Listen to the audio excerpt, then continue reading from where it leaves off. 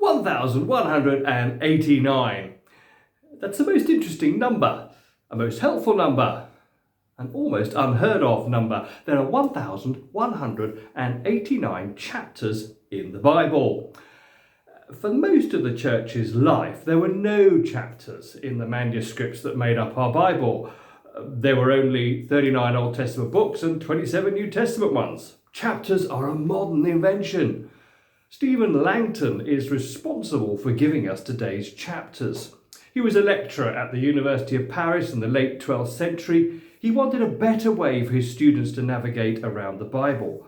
We believe this because of Stephen Langton's own biblical commentaries, referring to chapter divisions almost the same as our modern ones, and from some notes in two medieval manuscripts which ascribe the chapters and numbering to him.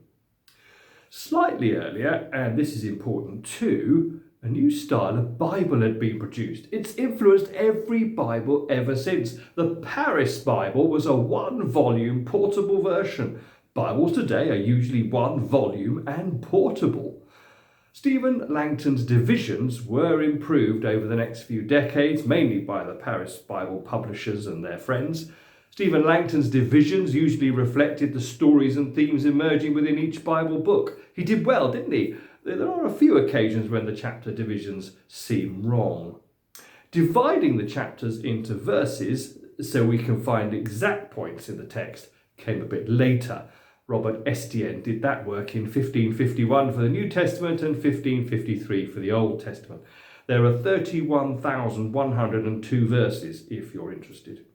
Later on, Bible publishers tried to help our studying of the Bible by adding paragraphs, subparagraphs, and pericopes. Not periscopes, pericopes, the name we give to those mini titles which explain a section. The parable of the Good Samaritan, for instance, Luke chapter 10, verse 25 to 37. See, I'm using chapters and verses to pinpoint the story for you.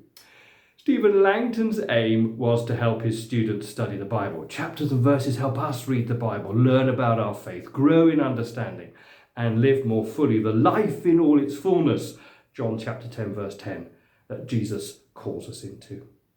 So if you never pick up your Bible or obtain a copy, let me know if you'd like one. You'll struggle to read it, learn and grow in understanding, indeed live life in all its fullness, even 1,180 times over.